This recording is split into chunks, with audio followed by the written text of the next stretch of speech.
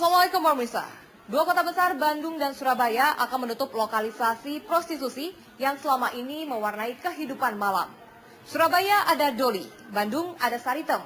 Hingga kini, kedua pusat bisnis syahwat ini masih kokoh berdiri. Bersama saya Limisana Novatra, inilah Cakrawala selengkapnya.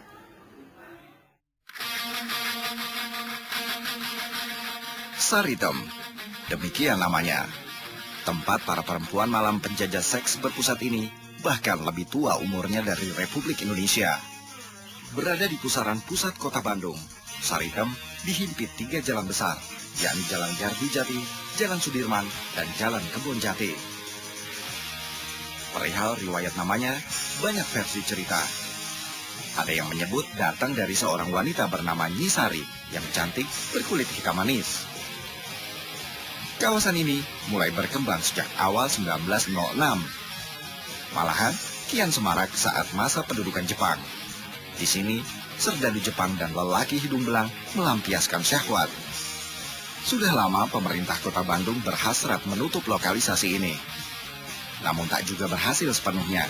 Saritem rupanya lebih sakti dari Satpol PP.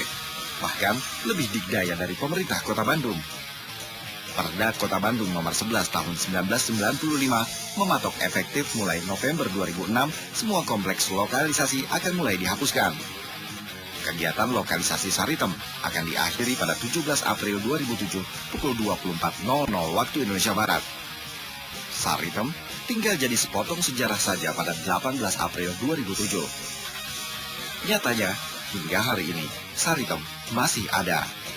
Masjid besar At-Taubah di muka jalan tak berdaya menahan transaksi seks yang terjadi saban malam.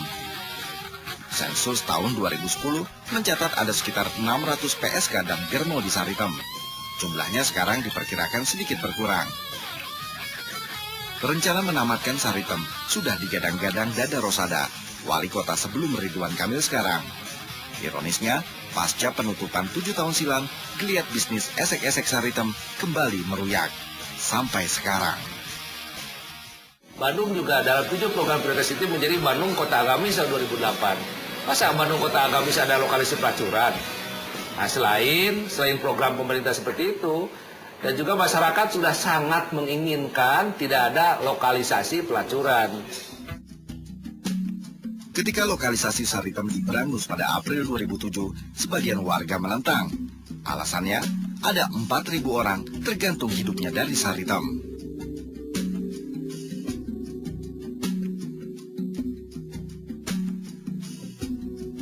Mungkin saja mereka kalau hal tersebut didiamkan ini merupakan satu gunung es ya. Artinya satu saat dia akan meledak. Nah, kemungkinan kalau mereka meledak karena mereka dianggap bahwa Saritem ini ditidakbolehkan, sementara yang lain seperti pantai pijat boleh buka dengan semena-mena, kemungkinan aja satu saat mereka akan menyerang pantai pijat. Mereka juga bisa mendirikan satu ormas mungkin. Bisa sih jangan ditutup. Ya gitu, soalnya aku mesti nafkahin keluarga aku. Belum aku punya utang lah yang harus dibayar. Mereka yang pro Saritem tetap eksis, malahan mengancam akan membuat onar kalau pemerintah kota berkukuh menutup. Ya, lihat saja nanti kalau memang persediaan dapur umum sudah menipis, mereka kelihatannya udah uring-uringan gitu. Nah, itu kekhawatiran saya. Itu udah kelihatan indikasinya ke sana. Mereka seakan-akan mereka ya ngemu pusing lah. Bagaimana tidak mendapat perlawanan warga jika kerja di Saritem mendatangkan limpahan uang? PSK kelas menengah di Saritem misalnya bisa mengantungi sedikitnya 10 juta rupiah saban bulan.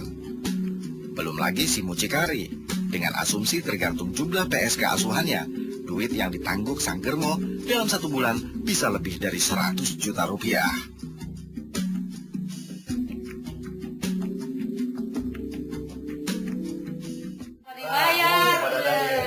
Tolong diperhatikan Pak Dada riwayat kami nih. Buat korban penutupan Saritem Pak Dada.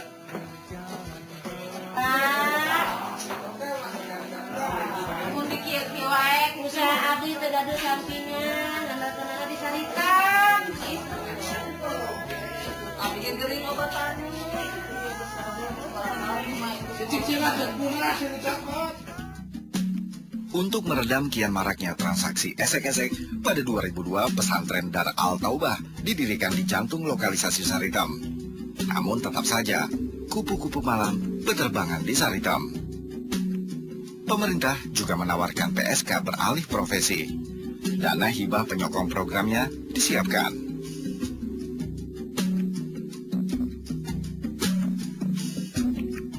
Karena yang membutuhkan uang untuk peningkatan produktivitas ekonominya atau peningkatan dagangnya itu bukan hanya Saritem saja.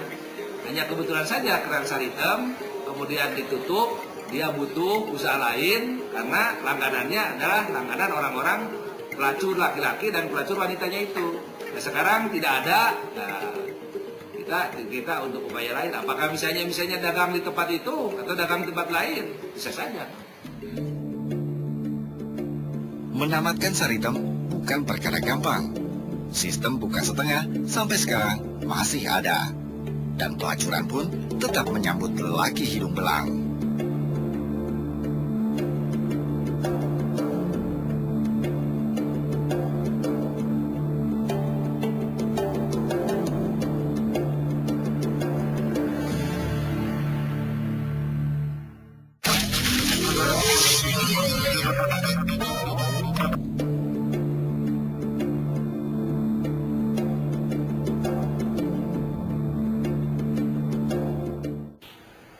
Di Surabaya, lokalisasi Doli bakal ditutup. Namun seperti di Bandung, para penghuni dan warga yang selama ini mengecap manisnya uang dari bisnis syahwat ini menolak. Belakangan ini, penghuni lokalisasi Doli resah. Praktik mereka terusik rencana gerakan Surabaya bebas prostitusi yang dicanangkan pemerintah kota. Razia rutin digencarkan, padahal bisnis dan praktik kehidupan malam di sini sudah jadi gantungan hidup penghuni lokalisasi dan warga sekitar.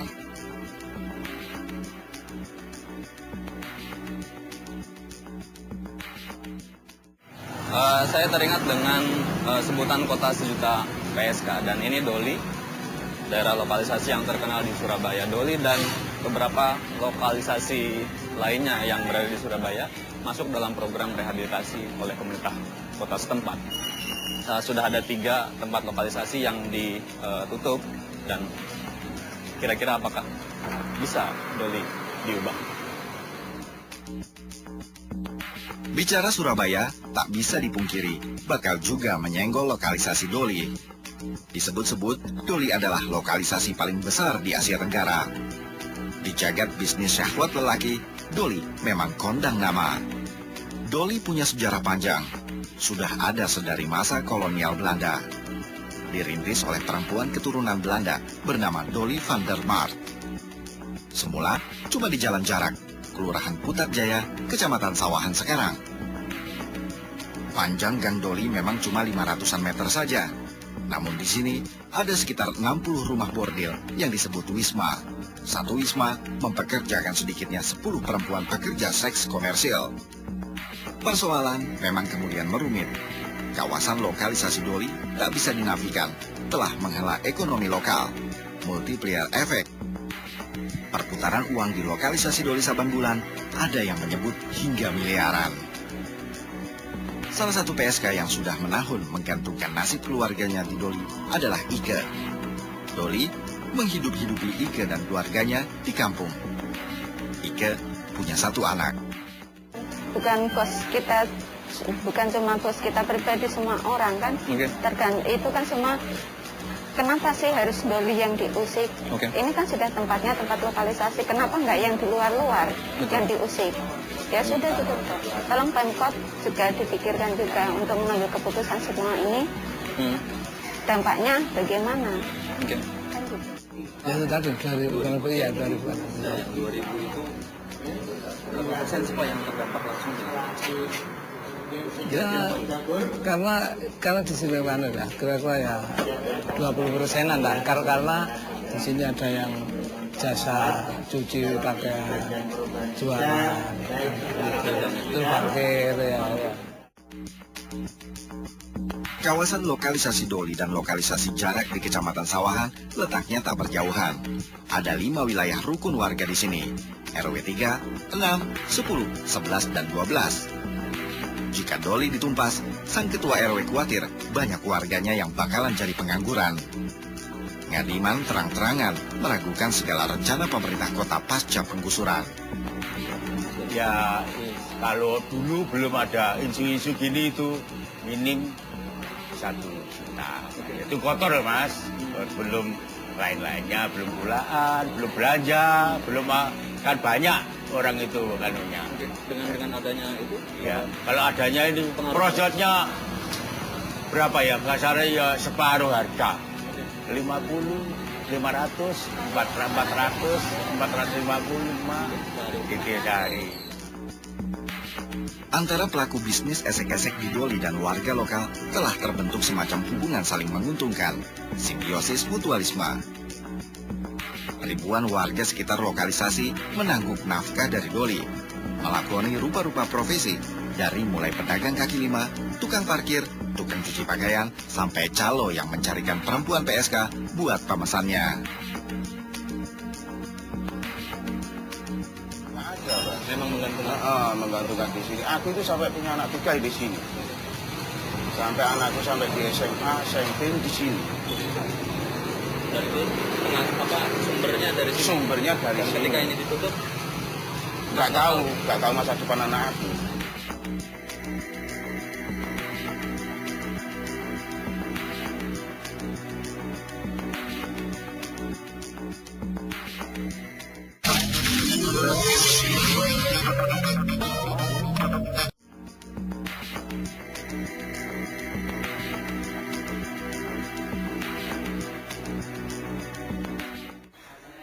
Penutupan lokalisasi semacam Doli dan Saritem memang tak mudah. Namun ada cerita sukses menutup pasar syahwat, yaitu di Kramatunggak, Jakarta. Dulu tempat ini dikenal sebagai bursa seks terbesar di Asia Tenggara. Gerakan penutupan lokalisasi sudah digembar-gemborkan sejak tahun 2002. Kala itu peraturan daerah kota Surabaya nomor 7 tahun 1999 jadi landasannya.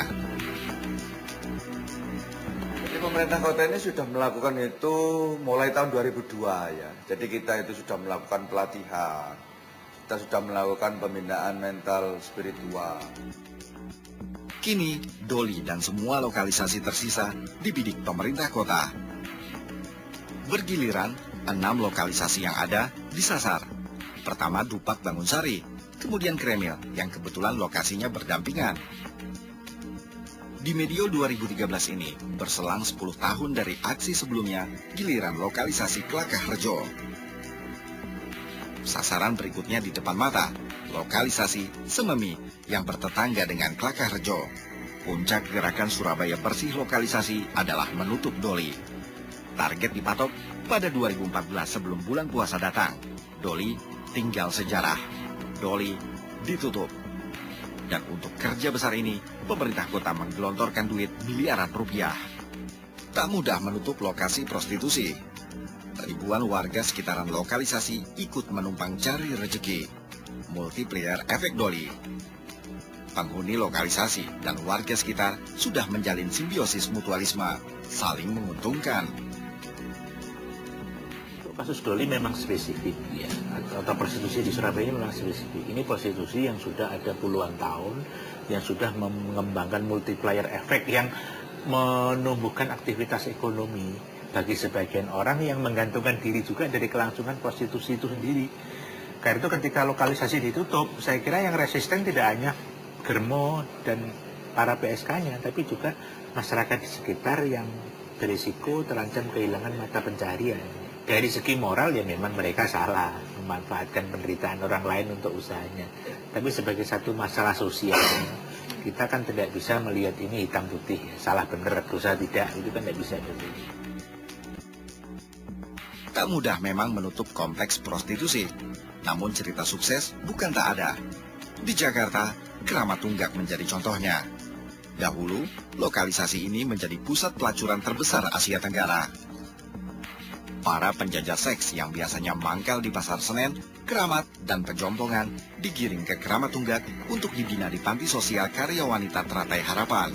Di sini, para pekerja seks komersial dan germonya beroleh pelatihan keterampilan, pun siraman rohani demi mereka melepas profesi. Alih-alih praktik pelacuran surut, para germo justru gencar membujuk para wanita tunasusila untuk kembali menekuni profesi semula. Seturut waktu, para germo membangun rumah-rumah di seberang pantai. Para penjajah cinta kodian ini pun kembali bekerja. Malahan jumlahnya membanyak. 27 April 1970, Gubernur Ali Sadikin lantas menerbitkan surat keputusan tentang pelaksanaan usaha lokalisasi atau relokasi wanita tunasusila. Isinya menetapkan lokasi resosialisasi, Lokres, Keramat Tunggak. Awalnya ada 300 PSK dan 76 germo. Jumlahnya terus membanyak, hingga namanya kondang di Asia Tenggara sebagai pusat jajan terbesar bagi kaum hidung belang. Lokalisasi ini meluas di lahan 12 hektar. Pada dekade 80 hingga 90, jumlah WTS telah mencapai lebih dari 2.000 orang. Puncaknya pada 1999 lewat surat keputusan Gubernur DKI, Keramat Tunggak ditutup. Di bekas lahannya sekarang dibangun Jakarta Islamic Center. Gagasannya datang dari bekas Gubernur Sutioso. Keramat Tunggak kini menjadi pusat pengkajian dan pengembangan lembaga Islam. Di Keramat Tunggak tinggallah sejarah segala cerita liarnya birahi. Sekarang dan nanti adalah hari-hari berkutat dengan kitab suci. Keramat Tunggak merupakan contoh lokalisasi yang berhasil ditutup. Dibutuhkan keseriusan dan kerja keras antara pemerintah daerah, warga, dan tokoh masyarakat untuk menutup tempat-tempat maksiat. Keramat Tunggak kini menjadi Islamic Center. Lalu kapan Saritem dan Doli menyusul? Saya Lisa Fatra, sampai jumpa dan wassalamualaikum.